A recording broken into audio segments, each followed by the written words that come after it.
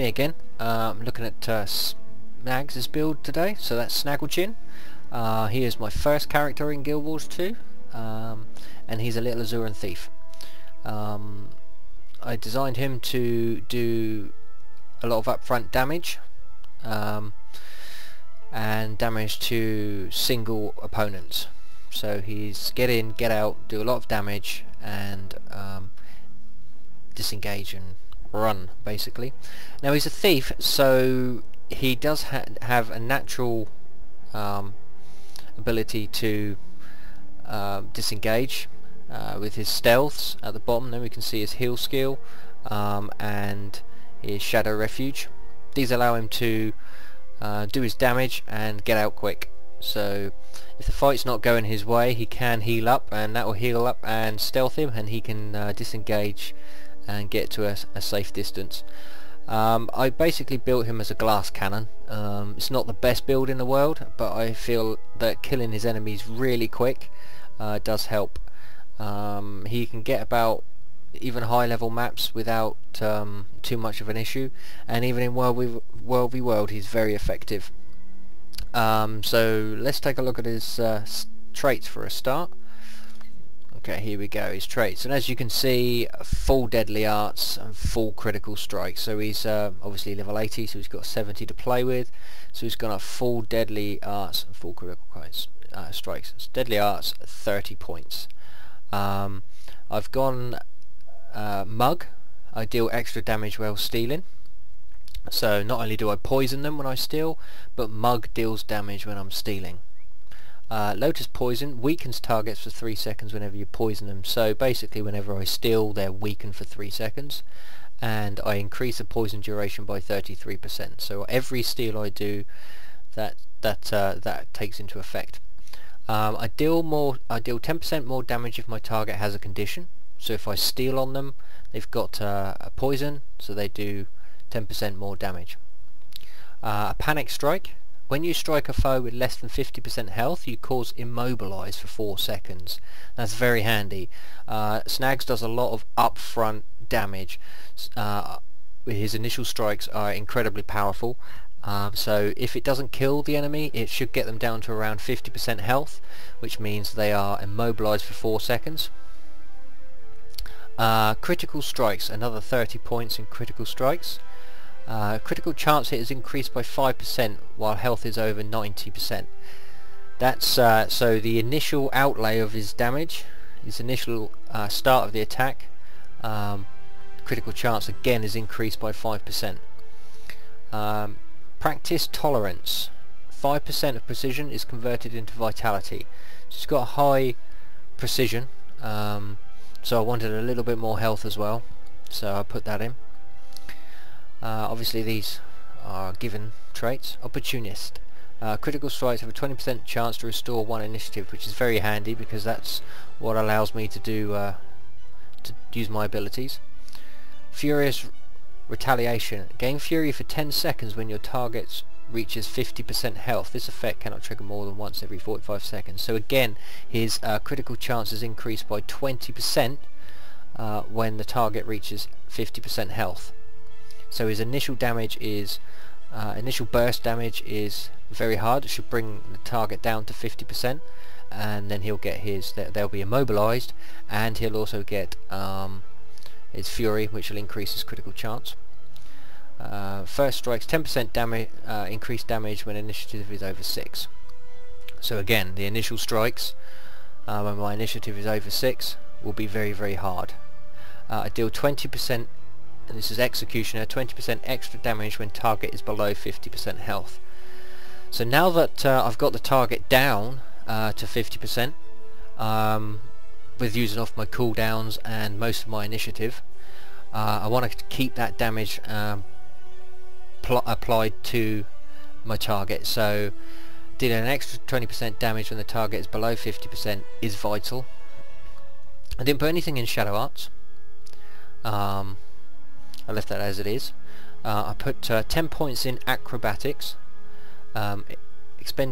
Expeditious dodger. Gain 2 seconds of swiftness on invade. This allows me to move around very, very quickly, considering that if I hit them from behind, I do a lot more damage from stealth, so I want to try and get behind them if I can. Power of inertia, I gain might whenever I dodge, so Snags is dodging as much as he can to gain swiftness, and also to gain might, which will give him extra damage. Now you may be asking why I haven't gone into shadow arts and trickery. Stealth is very important on a thief, but it's not as important to just keep dipping in and out of stealth. There is no way that I wanted Snags to become a fail thief.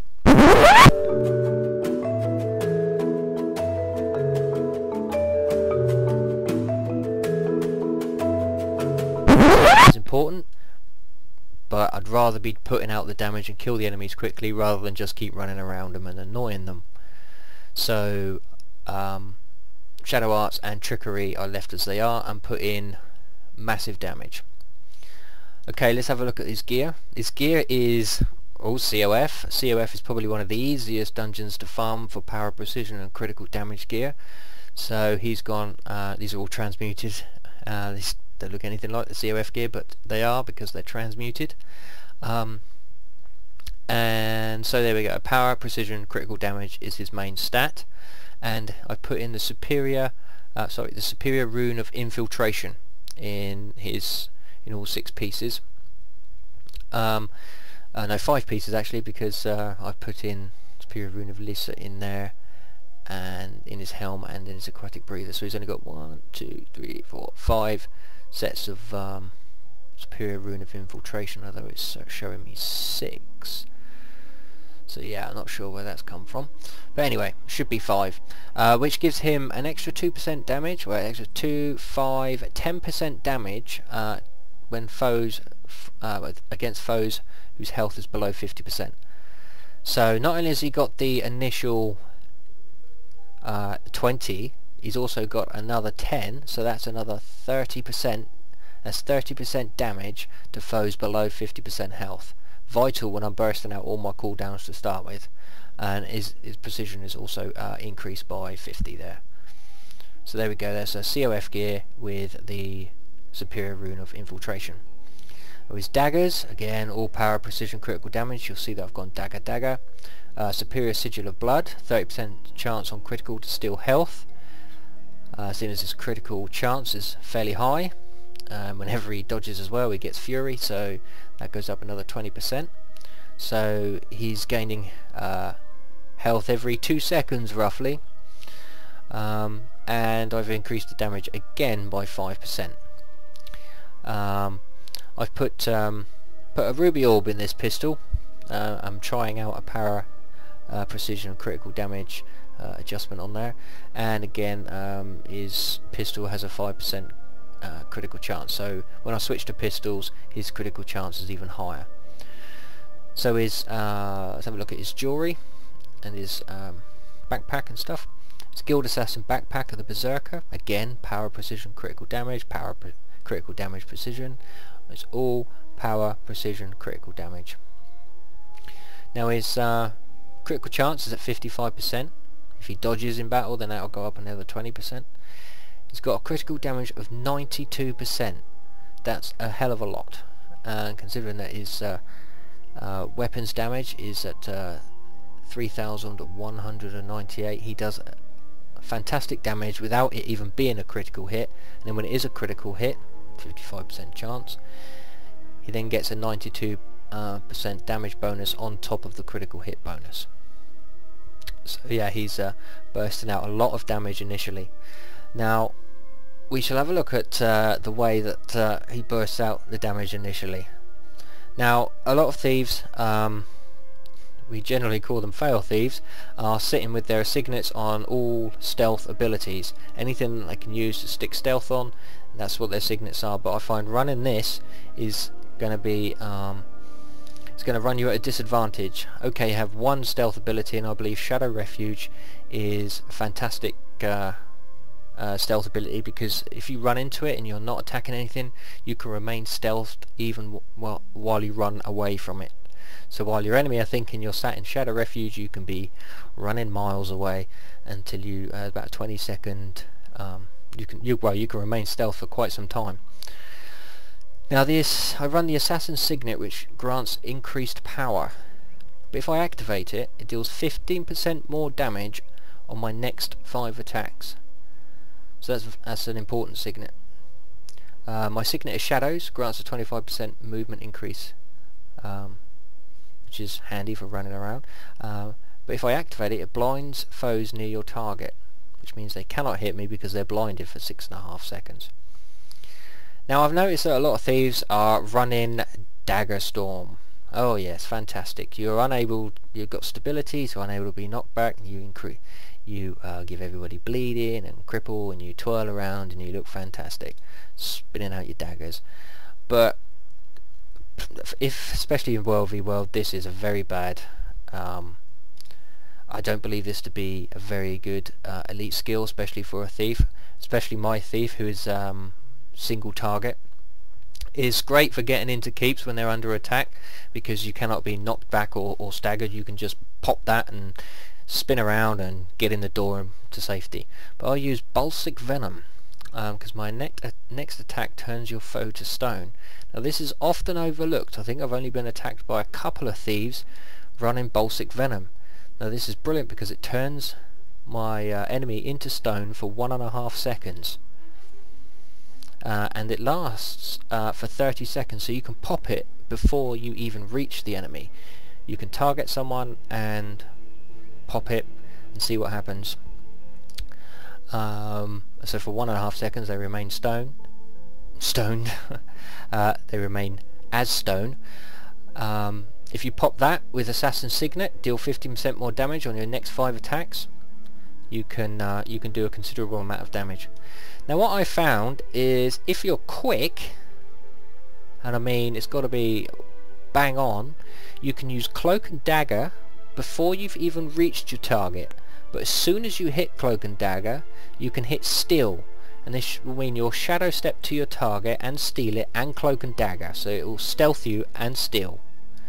Now once you're stealthed, you can use Backstab. Attack your foe from the shadows, striking for double damage if you hit from behind.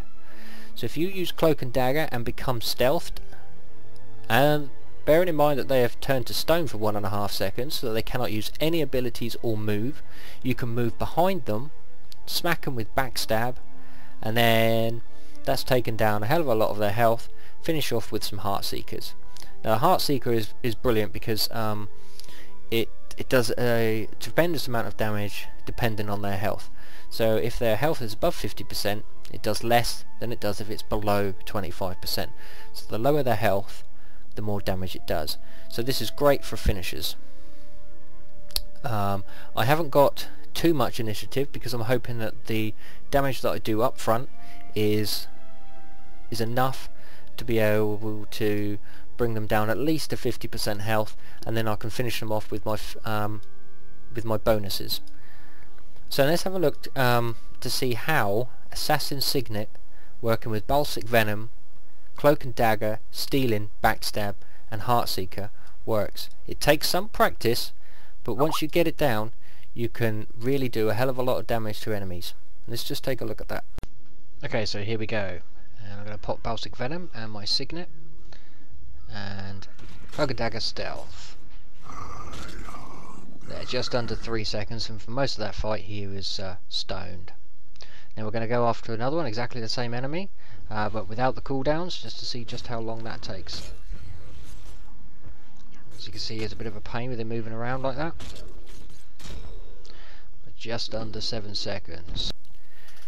So there you can see he has a lot of initial upfront damage, very high crit, very constant rate of critical hits. The cooldowns on the Balsic Venom, the Signet and the Steel are all 45 seconds, so they're pretty quick, so he can do that on a regular basis.